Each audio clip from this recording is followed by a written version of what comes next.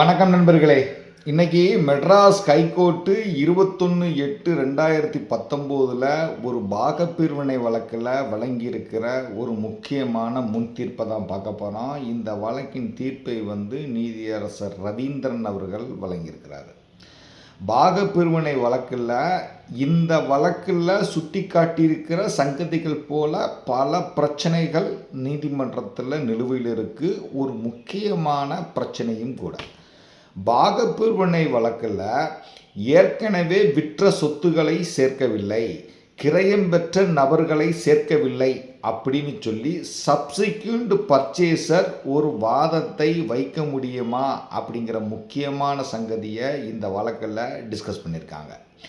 ஒரு குடும்பத்திற்கு பாத்தியப்பட்ட அனைத்து சொத்துக்களையும் குடும்ப உறுப்பினர்கள் தனித்தனியாகவும் கூட்டாகவும் விற்பனை செய்துவிட்ட நிலையில் ஒரு சொத்தை மட்டும் நாங்கள் ஜாயிண்டாக அனுப்பிச்சிட்டு வர்றோம் அப்படின்னு சொல்லி அந்த சொத்து விற்பனை செய்யப்பட்ட பிறகு ஒரு குடும்ப உறுப்பினர் பாகப்பிரிவினை கோரி ஒரு வழக்கை தாக்கல் செய்ய முடியுமா அப்படிங்கிற சங்கதியையும் இந்த வழக்கில் டிஸ்கஸ் பண்ணியிருக்காங்க.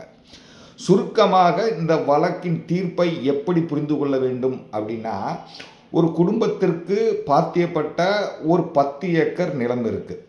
இந்த 10 ஏக்கர் நிலத்தை வாரிசு அடிப்படையில் ஒரு 4 பேர் ஜாயிண்டாக அனுபவித்து வரும் நிலையில் இந்த 4 பேர் கூட்டாக ஒரு சில சொத்துக்களையும் தனித்தனியாக ஒரு சில சொத்துக்களையும் மற்ற குடும்ப உறுப்பினர்களின் ஒப்புதலோடு விற்று விடுறாங்க. அப்படி எல்லா சொத்தும் விற்பனை ஆகி போச்சு. இப்போ அதில் ஒரு குடும்ப உறுப்பினர் மட்டும் போய் ஒரு குறிப்பிட்ட சொத்து விற்பனை செய்யப்பட்ட பிறகு இந்த சொத்தை நாங்கள் ஜாயிண்டாக அனுப்பிச்சிட்டு வரோம், என்னுடைய கன்சென்ட் இல்லாமல் என்னுடைய சகோதரர் இந்த சொத்தை விற்றுட்டாரு, அந்த விற்பனை செல்லாது, அதனால் இந்த சொத்தில் எனக்கு பார்ட்டிஷியன் கேட்டுத்தாங்க, பார்ட்டிஷியன் பெற்றுக்கொடுங்க அப்படின்னு ஒரு வழக்கை போட முடியுமா அப்படிங்கிறத தான் டிஸ்கஸ் பண்ணியிருக்காங்க. இந்த தீர்ப்பு எனக்கு ஏற்புடையதாக தெரியவில்லை. நேரடியாக வழக்கின் சுருக்கத்துக்குள்ளே போவோம், உங்களுக்கு ஈஸியாக புரியும். உங்களுக்கு புரியவில்லை என்றால் இன்னொரு தடவை இதை கேளுங்க. இந்த தீர்ப்பு குறித்த உங்களுடைய கருத்துக்களை கண்டிப்பாக நீங்கள் அனைவரும் கமெண்ட் பண்ணுங்கள். நேரடியாக வழக்கின் சுருக்கத்துக்குள்ளே போவோம். இந்த வழக்கில் வாதிகள் 2 பேர் இருக்கிறாங்க. 1வது வாதி பேர் சுதந்திரா தேவி, 2வது வாதி பேர் விஜயலட்சுமி. பிரதிவாதிகள் 3 பேர் இருக்கிறாங்க. 1வது பிரதிவாதி தெய்வீகராஜன், இவர் யாருன்னா இந்த வாதிகளினுடைய உடன் பிறந்த சகோதரர். 2வது பிரதிவாதி அமர்ஜோதி, 3வது பிரதிவாதி மலையா நாயக்கர். இந்த 2-3 பிரதிவாதிகள் யாருன்னா 1ஆம் பிரதிவாதி கிட்ட இருந்து இந்த வழக்கு சொத்தை கிரயம் பெற்ற நபர்கள், அதாவது சப்சிக்வெண்ட் பர்ச்சேசர்ஸ். இப்போ இந்த வாதிகளான சுதந்திரா தேவியும் விஜயலட்சுமியும் கீழமை நீதிமன்றத்தில் ஒரு வழக்கை தாக்கல் பண்ணுறாங்க. அந்த வழக்கில் அவங்க என்ன சொல்கிறாங்கன்னா, இந்த வழக்கில் காட்டப்பட்டுள்ள சொத்தும் வேறு சில சொத்துக்களும் பெரியம்மாள் அப்படிங்கிறவருக்கு சொந்தமானது. அந்த பெரியம்மாள் 26/6/1944 அவங்களுக்கு பாத்தியப்பட்ட அனைத்து சொத்துக்களையும் பொறுத்து அவரது மகளான பவுனம்மாளுக்கு ஒரு தான செட்டில்மெண்ட் மூலமாக பாத்தியப்படுத்தி கொடுத்து விட்டார். அந்த பவுனம்மாளுக்கு எங்கள் வேணுகோபால் அப்படிங்கிற கணவரும் நாங்களும் 1ஆம் பிரதிவாதியும் வாரிசு. இந்த சூழ்நிலையில் எங்கள் தாயாரான பவுனம்மாள் 18 ஆண்டுகளுக்கு முன்பாக தன்னுடைய சொத்துக்களை பொறுத்து எந்த டாக்குமெண்ட்டும் எழுதி வைக்காமல் இறந்துவிட்டார். எங்கள் தாயார் இறந்த பிறகு நாங்களும் 1வது பிரதிவாதியும் எங்கள் அப்பாவும் சேர்ந்து சொத்தை கூட்ட அனுப்பிச்சிட்டு வந்தோம். இந்த சூழ்நிலையில் எங்கள் அப்பாவான வேணுகோபாலும் 10/8/2009 இறந்து போயிட்டார். அதன் பிறகு நாங்களும் 1ஆம் பிரதிவாதியும் மட்டும் இந்த வழக்கு சொத்தை கூட்டாக அனுப்பிச்சிட்டு வந்தோம். அதனால் வாரிசுரிமை சட்டப்படி இந்த வழக்கு சொத்தில் எங்களுக்கு தலா 3ல் ஒரு பாகம் இருக்குது. ஆனால் இந்த சூழ்நிலையில் 1வது பிரதிவாதியான எங்களுடைய சகோதரன் எங்களுக்கு தெரியாமல் இந்த வழக்கு சொத்து முழுவதையும் 3வது பிரதிவாதிக்கு விற்பனை செய்து விட்டார். எங்கள் உரிய பங்கையும் சேர்த்து விற்று விட்டார். அதனால் எங்களுடைய பங்கை பொறுத்த வரைக்கும் 3ஆம் பிரதிவாதிக்கு 1ஆம் பிரதிவாதி கொடுத்திருக்கிற கிரயம் வந்து செல்லாது. இந்த வழக்கு சொத்தை தவிர வேறு சொத்துக்கள் எதுவும் இல்லை. எல்லா சொத்துக்களையும் ஆல்ரெடி நாங்கள் ஏற்கனவே விற்பனை செஞ்சு விட்டோம். இந்த ஒரு சொத்து மட்டும் எங்களுடைய கூட்டு அனுபவத்தில் இருந்துச்சு. அதனால் இந்த வழக்கு சொத்தில் கண்ட எங்களுடைய பாகத்தை பிரித்து தாங்கன்னு கேட்டு 15/8/2009 நாங்கள் நோட்டீஸ் அனுப்பினோம். ஆனால் நோட்டீஸை பெற்றுக்கொண்ட 1ஆம் பிரதிவாதி எங்களுடைய பங்கை பிரித்து தர மறுத்துவிட்டார். அதனால் எங்களுக்குரிய 3/2 பாகத்தை பிரிக்கணும் அப்படின்னு கேட்டு வழக்கை தாக்கல் பண்ணுறார். அப்போ இந்த வாதிகள் தாக்கல் செஞ்சுருக்க வழக்கிலேருந்து என்ன தெரியுதுன்னா, சொத்து ஆதியில் யாருக்கு பாத்தியப்பட்டது? பெரியம்மாள் அப்படிங்கிறவங்களுக்கு பாத்தியப்பட்டது. பெரியம்மாளுடைய மகள் தான் யார்? பவுனம்மாள். பெரியம்மாள் வந்து இந்த வழக்கு சொத்து உட்பட பல்வேறு சொத்துக்களை இந்த பவுனம்மாளுக்கு செட்டில்மெண்ட் எழுதி கொடுத்துட்றாங்க. பவுனம்மாள் வந்து எந்தவித டாக்குமெண்ட்டும் எழுதி வைக்காமல் இறந்து போயிடுறாங்க. பவுனம்மாளுக்கு யாரெல்லாம் வாரிசு அப்படின்னா, அவருடைய கணவரான வேணுகோபால் ஒன்று, இந்த வாதிகள் 2 பேர், அதுபோக 1ஆம் பிரதிவாதி. வேணுகோபாலும் இறந்து போயிடுறாரு. அது பிறகு இந்த வாதிகளும் இந்த 1ஆம் பிரதிவாதிகளும் 1ஆம் பிரதிவாதியும் சேர்ந்து சொத்தை கூட்டாக அனுஷ்டிட்டு வந்த நிலையில் இந்த வழக்கு சொத்து மட்டும்தான் இருக்குது. மற்ற எல்லா சொத்துக்களும் விற்பனை செய்யப்பட்டு விட்டது. அதனால் அந்த வழக்கு சொத்துக்களை நாங்கள் சேர்க்கல. இந்த வழக்கு சொத்தில் எங்களுக்குரிய பாகத்தையும் சேர்த்து 1ஆம் பிரதிவாதி 3ஆம் பிரதிவாதிக்கு விற்றுட்டாரு. இந்த விற்பனை செல்லாது. இந்த வழக்கு சொத்தில் எங்களுக்கு 3/2 பாகம் இருக்குதுன்னு கேட்டு வழக்கை தாக்கல் பண்ணுறாங்க. அப்போது வாதிகளினுடைய வழக்கிலேருந்து நமக்கு என்ன தெரியுதுன்னா, பவுனம்மாளுக்கு இந்த வழக்கு சொத்து தவிர நிறைய சொத்துக்கள் பாத்தியப்பட்டிருந்திருக்கு. இந்த சொத்தை தவிர மீதி எல்லா சொத்துக்களையும் விற்றுட்டாங்க. இந்த ஒரு சொத்து மட்டும்தான் எஞ்சி இருக்குது. இதில் எங்களுக்கு பங்கு வேண்டும், எங்களுடைய பங்கை சேர்த்து விற்றது தப்புன்னு சொல்கிறாங்க. ஆக்சுவலாக விற்ற பிறகு தான் வழக்கு போடுறாங்க. இதை கீழமை நீதிமன்றங்கள் 2ம் கவனிக்கவில்லையோ அப்படின்னு எனக்கு தோணுது. இந்த வழக்கில் 1-2 பிரதிவாதிகள் வந்து 3ஆவது பிரதிவாதி ஸ்டேட்மெண்ட் போடுறாரு. அதை 1-2 பிரதிவாதிகள் வந்து அடாப்ட் பண்ணிக்கிறாங்க. இப்போது இந்த பிரதிவாதிகள் தாக்கல் செஞ்சுருக்கிற எதிர் வழக்குறையில் என்ன சொல்கிறாங்கன்னா, வாதிகளின் வழக்கு உண்மை அல்ல. வாதிகள் கூறியுள்ள உறவு முறை உண்மை. அதேபோல் இந்த வழக்கு சொத்து ஆதியில் பெரியம்மாள் என்பவருக்கு பாத்தியப்பட்டிருந்தது என்பதும், பெரியம்மாள் பவுனம்மாளுக்கு செட்டில்மெண்ட் எழுதி கொடுத்தார் அப்படிங்கிறதும் உண்மை. ஆனால் இந்த சொத்தை வாதிகளும் 1ஆம் பிரதிவாதியும் கூட்டாக அனுஷ்டிட்டு வந்தாங்க அப்படிங்கிறது உண்மை இல்லை. இந்த பெரியம்மாள் பவுனம்மாளுக்கு எழுதி கொடுத்த செட்டில்மெண்ட் ஆவணத்தில் நிறைய சொத்துக்கள் இருந்தது. இந்த 1ஆம் பிரதிவாதியும் வாதிகளும் அவர்கள் தந்தையான வேணுகோபாலும் சேர்ந்து 2006 செல்வம் அப்படிங்கிறவருக்கு ஒரு சொத்தை விற்றுருக்குறாங்க. அதே போல் 1995 முத்துலட்சுமி அப்படிங்கிறவங்களுக்கு ஒரு சொத்தை விற்றுருக்குறாங்க. 1ஆம் பிரதிவாதி மட்டும் இன்னொரு சொத்தை 2006 லட்சுமி என்பவருக்கு விற்றிருக்கிறாரு. அதே போல் 1ஆம் பிரதிவாதி இன்னும் 2009 ஒரு ஏக்கர் 56 சென்ட் சரோஜா அப்படிங்கிறவங்களுக்கு விற்றுருக்காரு. ஆனால் அவ்வாறு விற்கப்பட்ட சொத்துக்கள் எதையும் இந்த வழக்கில் வந்து சேர்க்கலை. அதனால் இந்த வழக்கு மிஸ்ஜாயிண்டர் ஆஃப் ப்ராப்பர்ட்டிஸ் அப்படிங்கிற கேட்டகரியில் அடிபடுது. அதுபோல் ஏற்கனவே குடும்ப சொத்துக்களை கிரயம் பெற்ற நபர்களை இந்த வழக்கில் சேர்க்கலை. அதனால் வாதிகளுடைய வழக்கு நான் ஜாயிண்டர் ஆஃப் நெசசரி பார்ட்டி அப்படிங்கிற கேட்டகரியில் அடிபடுது. 1ஆம் பிரதிவாதிகிட்ட இருந்து நாங்கள் 1,45,000 செலுத்தி வழக்கு சொத்தை கிரயம் பெற்றிருக்கிறோம். 1ஆம் பிரதிவாதி பெற்ற கடனை அடைப்பதற்காக இந்த சொத்தை அவர் வந்து விற்றார். அதனால் நாங்கள் வந்து போனஃபைடு பர்ச்சேசர். அதனால் இந்த வழக்கானது பகுதி பாக பிரிவினை என்ற தோஷத்தால் பாதிக்கப்படுது. அனைத்து சொத்துக்களையும் சேர்க்காத தோஷத்தால் பாதிக்கப்படுகிறது. இதர கிரையதாரர்களை வழக்கில் சேர்க்கலை அப்படிங்கிற தோஷத்திற்கும் பாதிக்கப்படுது. மொத்தத்தில் இந்த வழக்கானது misjoinder of necessary parties, non jointer of necessary parties, partial partition போன்ற பல தோஷங்களால் அடிபடுது. அதனால் வாதிகளோட வழக்கை தள்ளுபடி பண்ணுங்கன்னு சொல்கிறாங்க. அப்போ அந்த பிரதிவாதிகள் தாக்கல் செஞ்சுருக்க வழக்கில் அவங்கிருந்து என்ன தெரிய வருது அப்படின்னா, இந்த வழக்கு சொத்தை தவிர மற்ற சொத்துக்களெல்லாம் எல்லோரும் சேர்ந்து கூட்டாகவும் விற்றுருக்குறாங்க, தனித்தனியாகவும் விற்றுருக்குறாங்க. இந்த 1ஆம் பிரதிவாதி தாமோதரன் அப்படிங்கிறவங்களுக்கு ஒரு சொத்தை எழுதி கொடுத்துருக்கிறாரு, சரோஜாங்கிறவங்களுக்கு ஒரு சொத்தை எழுதி கொடுத்துருக்காரு தனியாக. அதே மாதிரி இந்த இன்னொரு செல்வம் அப்படிங்களுக்கும் சொத்தை எழுதி கொடுத்துருக்காரு. அந்த சொத்துக்களெல்லாம் இந்த வழக்கில் சேர்க்காம அந்த கிரயங்களை எல்லாம் கேள்வி எழுப்பாமல் நாங்கள் வாங்கியிருக்கிற சொத்தை மட்டும் கேள்வி எழுப்பி இந்த வாதிகள் வழக்கு போட்டிருப்பது தப்பு. அந்த சொத்துக்களையும் இந்த வழக்கில் சேர்த்துருக்கணும், அந்த சொத்தை கிரயம் பெற்ற நபர்களையும் இந்த வழக்கில் சேர்த்துருக்கணும். அதனால் இந்த வழக்கு இப்படி பல தோஷங்களால் பாதிக்கப்படுது அப்படின்னு சொல்கிறாங்க. இது ஏற்புடைய ஒரு ரிட்டன் ஸ்டேட்மெண்ட்டாக தான் எனக்கு தெரியுது. இந்த வழக்கில் விசாரணை ஆரம்பிக்குது. வாதிகள் தரப்பில் ஒரு விட்னஸ் விசாரிக்கப்படுறாங்க, ஒரு டாக்குமெண்ட் குறியீடு செய்யப்படுகிறது. எந்த டாக்குமெண்ட்? செட்டில்மெண்ட், அவன் அம்மாவுக்கு கொடுத்த செட்டில்மெண்ட் ஆவணத்தை குறியீடு பண்ணிக்கிறாங்க. பிரதிவாதிகள் தரப்பில் 2 விட்னஸ் விசாரிக்கப்படுறாங்க, 7 டாக்குமெண்ட் குறியீடு செய்யப்படுகிறது. என்டையர் வழக்கையும் விசாரணை நீதிமன்றம் சூட்டை டிகிரி பண்ணிடுறாங்க.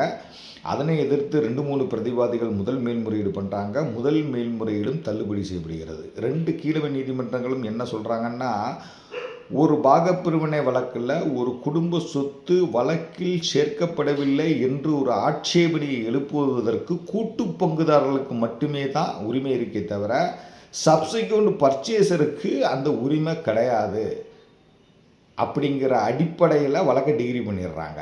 அப்போ 2 நீதிமன்றங்களும் என்ன சொல்கிறாங்க அப்படின்னா, ஒரு பாகப்பிரிவினை வழக்கில் ஒரு குடும்பத்துக்கு பாத்தியப்பட்ட சொத்துக்கள் சிலவை வழக்குறையில் சேர்க்கப்படவில்லை அப்படிங்கிற வாதத்தை அந்த குடும்ப உறுப்பினர்கள் தான் எடுக்க வேண்டுமே தவிர சப்சிக்வெண்ட் பர்ச்சேசர் எடுக்க முடியாது அப்படின்னு சொல்கிறாங்க. சரியா?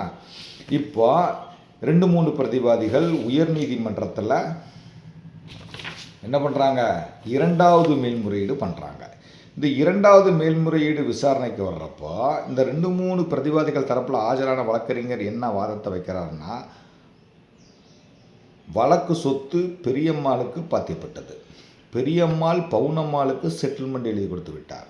பவுனம்மாள் எந்த டாக்குமெண்ட்டும் எழுதி வைக்காமல் இறந்து போனார். அவ்வாறு இறந்த பிறகு பவுனம்மாளுக்கு செட்டில்மெண்ட் மூலமாக கிடைத்த சில சொத்துக்களை வாதிகளும் 1ஆம் பிரதிவாதியும் அவர்கள் தந்தை வேணுகோபாலும் சேர்த்து விற்றுருக்கிறாங்க.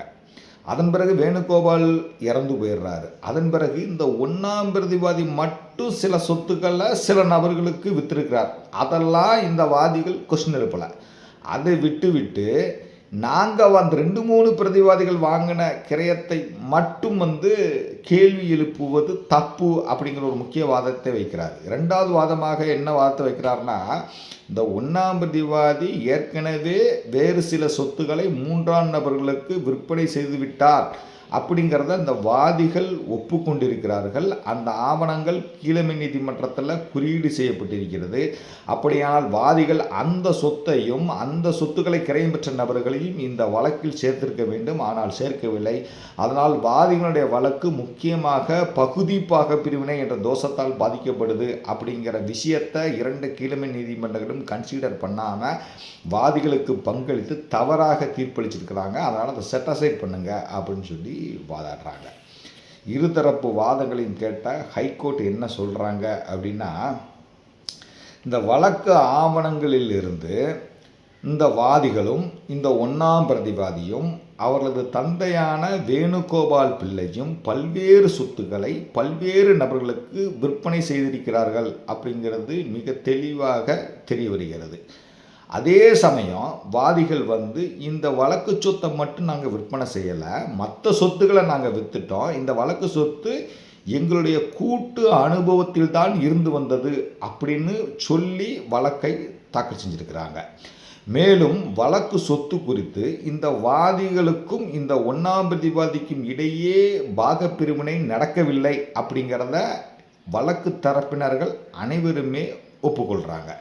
கீழமை நீதிமன்றங்கள் என்ன சொல்கிறாங்க, இந்த வாதிகளுக்கு வாரிசுரிமை அடிப்படையில் 3/2 பங்கு உண்டு. ஏன்னா இந்த வழக்கு சொத்தை பொறுத்து இந்த வாதிகளுக்கும் 1ஆம் பிரதிவாதிக்கும் இடையே பாகப்பிரிவினை எதுவும் நடைபெறவில்லை என்பது ஒப்புக்கொள்ளப்படுகிறது. அதே நேரத்தில் ஏற்கனவே சொத்துக்கள் பலவும் விற்பனை செய்யப்பட்டு இந்த ஒரு சொத்து மட்டும்தான் ஜாயிண்ட் அனுபவத்தில் இருந்து வந்ததாக வாதிகள் கட்சி செய்யும் நிலையில் அவங்களுக்கு பங்கு உண்டு. அந்த விற்பனை செய்யப்பட்ட சொத்துக்களையோ அந்த கிரயம் பெற்ற நபர்களையோ இந்த வழக்கில் சேர்க்க வேண்டிய அவசியம் இல்லை அப்படின்னு தீர்ப்பளிச்சிருக்கிறாங்க. வாதிகளினுடைய நாலேஜ் இல்லாமல் 1ஆம் பிரதிவாதி இந்த வழக்கில் கண்ட 2-3 பிரதிவாதிகளுக்கு சொத்தை விற்றிருப்பதனால அந்த கிரை ஆவணம் இந்த வாதிகளை கட்டுப்படுத்தாது. அதே நேரத்தில் இந்த 2-3 பிரதிவாதிகள் வாதிகளுக்கு சட்டப்பூர்வ பங்கு உண்டு அப்படிங்கிற விஷயம் எங்களுக்கு தெரியாது அப்படின்னு வாதாடலை. ஏற்கனவே சொத்துக்களை பொறுத்து அவங்க விற்பனை செஞ்சுருக்கிறாங்க, இந்த சொத்தை மட்டும் கேள்வி எழுப்புவது தப்புன்னு சொல்லி தான் வாதாடுறாங்களே தவிர வாதிகளுக்கு பங்கு உண்டுன்னே எங்களுக்கு தெரியாதுன்னு வாதாடலை. இந்த வழக்கானது ஒரு பொதுவான பாகப்பிரிவினை வழக்கு அல்ல. ஒரு பொதுவான பாகப்பிரிவினை வழக்காக இருந்தால் மட்டும்தான் குடும்பத்துக்கு பாத்தியப்பட்ட அனைத்து சொத்துக்களையும் விற்பனை செய்யப்பட்டு இருந்தால் அந்த கிரையதாரர்களையும் வழக்கில் சேர்க்க வேண்டும். இங்கே குடும்பத்துக்கு பாத்தியப்பட்ட சொத்துக்கள் அனைத்தும் விற்பனை செய்யப்பட்டு விட்டது.